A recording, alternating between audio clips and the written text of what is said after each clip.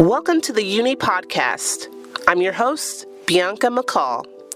This is episode 1, season 1 of an ambitious project that has the ultimate purpose to find a cure for suicide.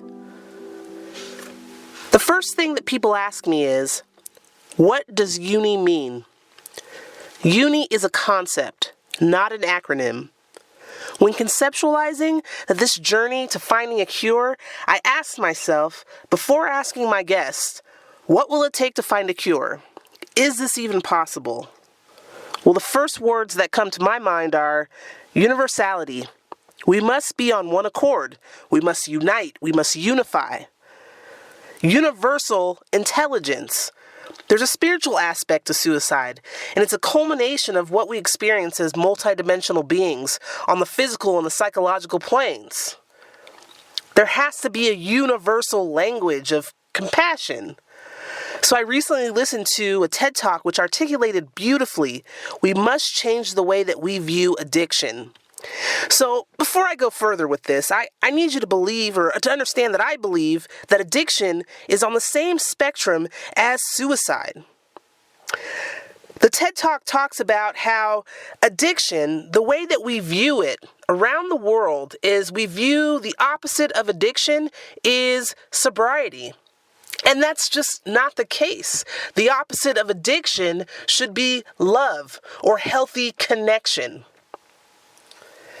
We tend to humiliate persons that are living with addictions. We tend to isolate them from their families or from their environments and tell them that they are the ones that are doing something wrong. And even though the addiction, it comes from a devoid of love and of healthy connections, we reinforce the addictions.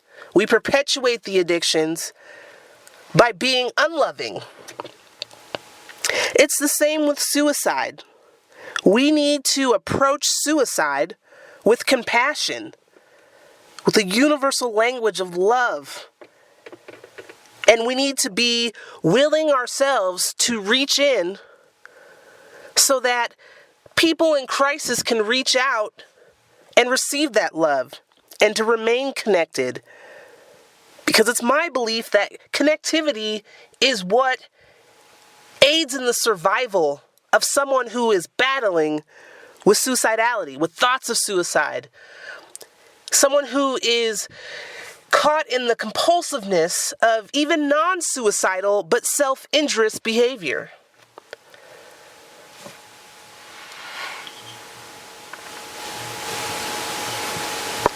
It's no longer okay for anyone from any walk of life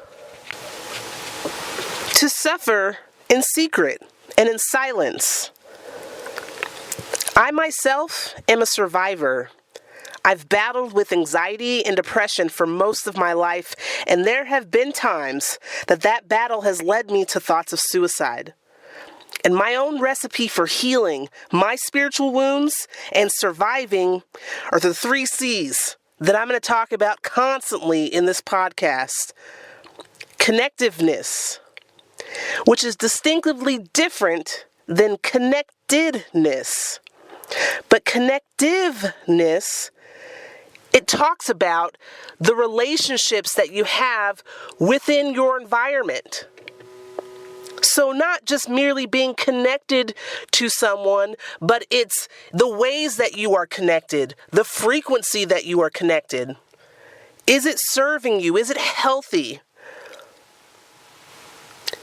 The second C for me is creativity. I am a creative person by nature, but when I talk about creation and creativity, this is specifically linked to what I believe is a spiritual aspect to suicide. When I talk about universal intelligence, I'm talking about the spiritual aspect to suicide.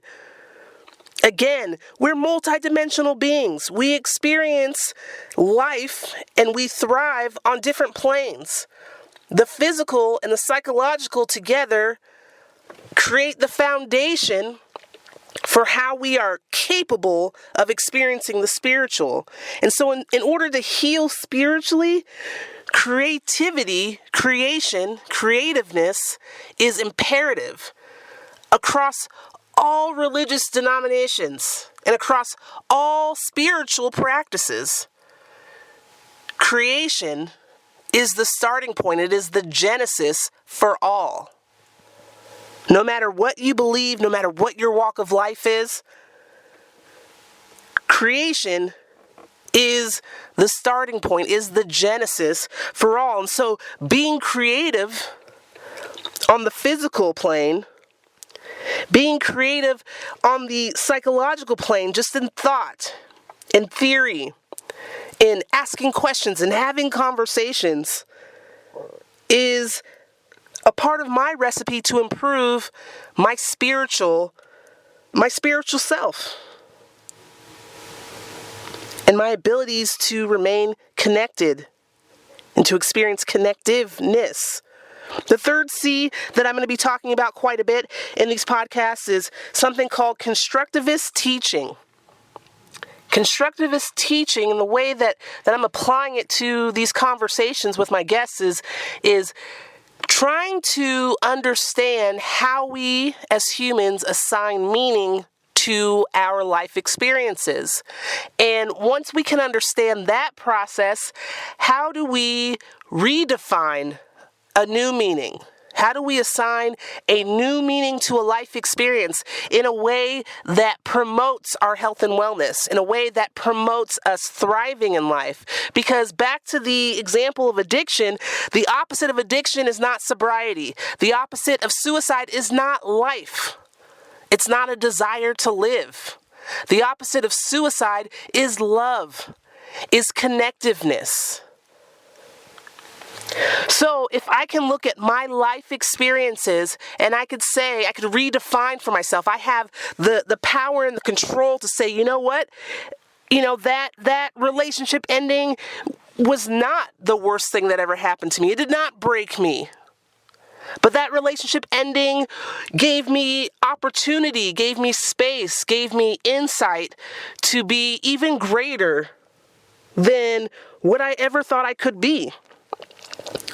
And this is important. This is an important piece that I want to bestow upon you. So regaining control for me is more so about taking responsibility for my own survival and less about gaining control over, I have control over life and death, and therefore I automatically choose death. No, I want to live. Just because I experience suicidality, just because I have life experiences where there have been times I have been brought to those thoughts, it does not mean that I want to die. During those times, I wanted the anxiety to subside. I wanted the depression to end. I wanted the turmoil and the torture to end. I wanted the void of love to be filled with promise. And so there came a point through connectiveness, through creativity, through constructivist teaching, that I made the decision to regain control over my life, to gain control over my own survival. And that takes taking responsibility over the practice of survival. So for me, through a daily devotion to this practice and this training, I have been undergoing this training on all dimensions, right? Spiritual, physical, psychological training to become my own hero, to survive and to save my own life. I wanted to become my own hero. So something very cool that's out there and gaining traction in the space of therapy and treatment, especially as it pertains to those of us that have lived experience with trauma, that have lived in turmoil, that have had, these reoccurring or these chronic episodes of anxiety, of depression, something called superhero therapy. Hey, Dr. Janina Scarlett has these books out there on superhero therapy, must reads. I love it. It helped me to consider for myself, and as well as to share with my peers, my colleagues, with you all, that in the fight against suicide, we have to consider that self-reliance, resiliency, this ability to be your own hero is really the key. Again, I'm going to kind of toggle back and forth between suicidality and addiction.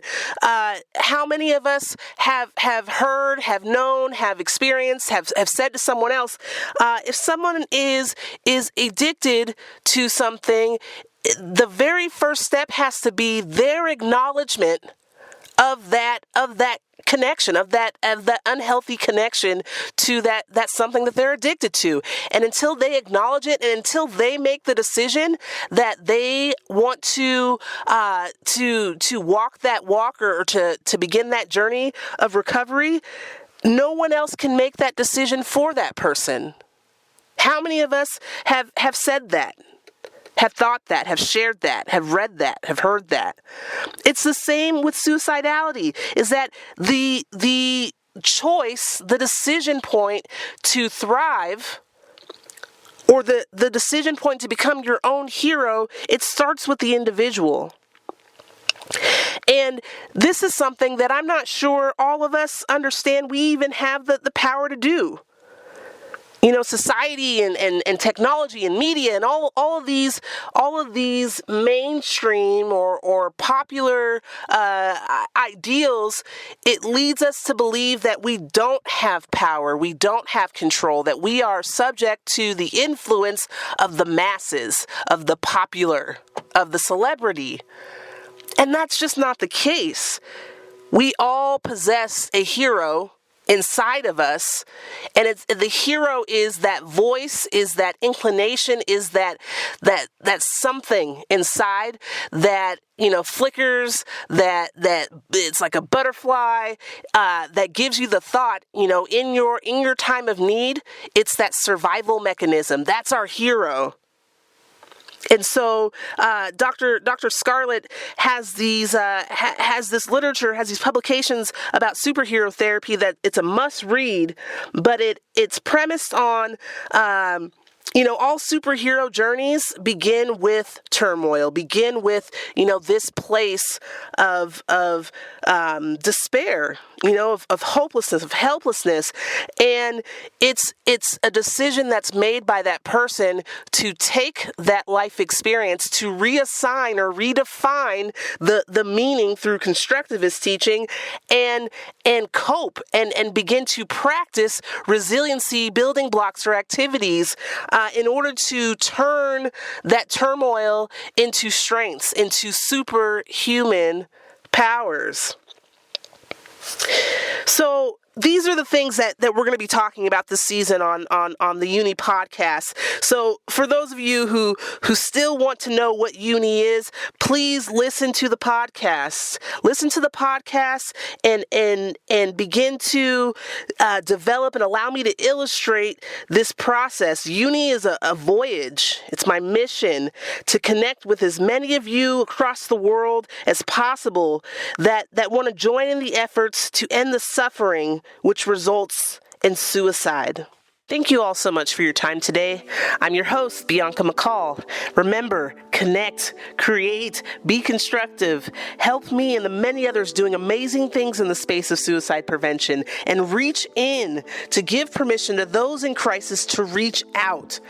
Please, I welcome for you to share your thoughts, your feelings, your efforts, or the efforts of others in your communities with me. Please, you can find me on YouTube, on IG, on Facebook, under my agency's name, Desert Rose Counseling Group, or you can find me on LinkedIn under my name, Bianca McCall. We also have a website where we'll be posting our podcasts and updates on information. And until next time, stay safe, be well, be heroes.